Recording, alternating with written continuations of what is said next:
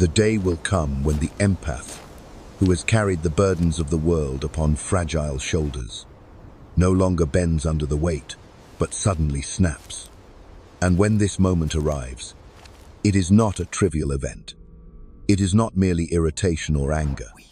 It is the eruption of an archetype that has been repressed, silenced, ignored, and forced into the shadows. For years, perhaps decades, the empath has been told that their sensitivity is their weakness, their compassion, their naivety, their tears, their foolishness. They have been conditioned to carry the wounds of others as if salvation could be achieved by personal crucifixion. But within the unconscious, the psyche tolerates only so much distortion before it revolts. To understand this snapping, one must look beyond social dynamics or even personal psychology. We must descend into the archetypal strata of the unconscious where ancient forces stir. The empath is not merely a kind individual. They are the living embodiment of the archetype of the healer, the wounded one, the Christ-like figure who seeks redemption through suffering. And like all archetypes, this one carries both light and shadow.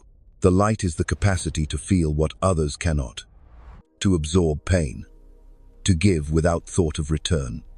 But the shadow is resentment, martyrdom, and the hidden rage that grows in silence. When the empath snaps, it is not the polite boundary setting of modern therapy language.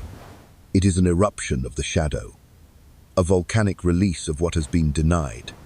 Think of the dreamer who dreams of earthquakes splitting the city open. Such a dream is not about geology, but about the unconscious rift that can no longer be contained. The empath who has swallowed every insult, every dismissal, every wound from those who fed upon their kindness, suddenly discovers the ancient God within the wrathful force of justice that has been buried beneath layers of politeness. I have seen this in my patients. A woman who for 20 years served her family without complaint suddenly dreams of tearing apart the walls of her home with her bare hands. A man who endured a domineering father finds himself, one day, in a trance-like state, gripping the steering wheel as if strangling a ghost. These are not random fantasies. They are the psyche's preparations for the snapping point. The dream rehearses the eruption before it manifests. But why does this moment come as a shock to the empath themselves? Because they have spent their lives identifying with only one half of their nature, the gentle, giving, endlessly forgiving self. They believed that their essence was only light. Yet no one is light alone. The shadow grows in proportion to the denial of it.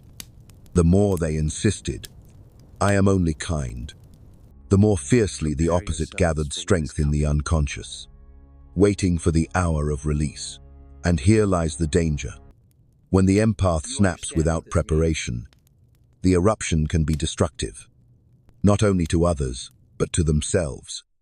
A sudden outburst may alienate those they love, destroy fragile connections, or even lead them to turn violence inward in despair.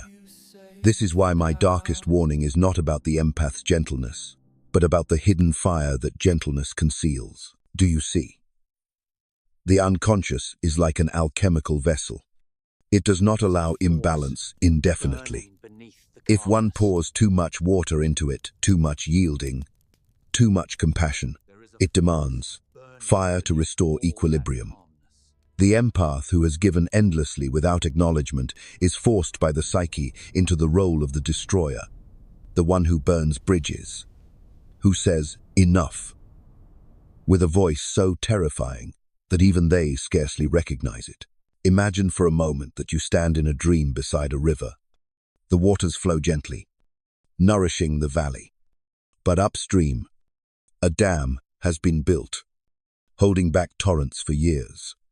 One day the dam collapses, and the river becomes a flood, sweeping away homes, trees, and bridges.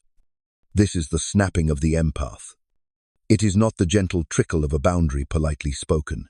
It is the flood of the shadow's revenge. Yet, let us not fear this moment as if it were evil. The eruption is necessary. Without it, the empath would wither into permanent servitude, a ghost of themselves, drained and discarded. The snapping is the unconscious demanding balance, demanding that the empath recognize, I, too, am capable of anger. I, too, I am capable of saying no. I, too, I am capable of destruction. To integrate this truth is not to become cruel, but to become whole. The question then is not whether the empath will snap, because they will. Eventually, the question is whether they will snap unconsciously, in a destructive flood, or consciously, as an act of individuation. Individuation requires the courage to look into the mirror of the shadow and say, I am not only the healer, I am also the wounded animal who bites when cornered. I am not only the forgiver, I am also the judge who can condemn. Only when the empath integrates this duality can they live without the threat of sudden eruption. You may ask, what does this integration look like in practice? It is the empath dreaming of standing in a burning house, but instead of fleeing, they calmly walk through the fire, unafraid. It is the woman who, after years of silence, learns to say no, in a firm voice that trembles at first, but grows steady with practice. It is the man who finally sees that his endless sacrifices were not love, but fear of rejection. And in that moment, he releases the illusion. The snapping, therefore, is a symbolic death.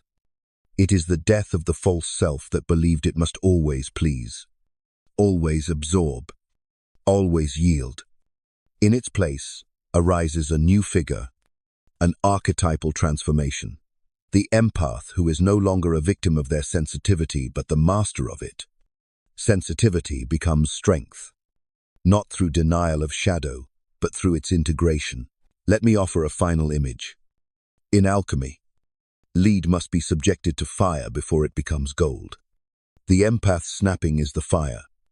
Without it, their leaden compassion remains heavy, oppressive, even poisonous. Through fire, it is transmuted into the gold of wisdom, compassion with boundaries, love with discernment, sensitivity with strength. So when the day comes that you, the empath, feel the snap within you, do not recoil in horror at your own darkness. Recognize it as the voice of the unconscious calling you toward wholeness. Listen not only to your tears, but also to your rage. Listen not only to your yearning to heal, but also to your demand to be free. For only when both voices are heard can you become the full human being you were meant to be, not a caricature of kindness, not a martyr, but a soul alive in its totality. And this, I warn you with solemnity, is Jung's darkest truth. The empath who snaps is not becoming monstrous, they are becoming real.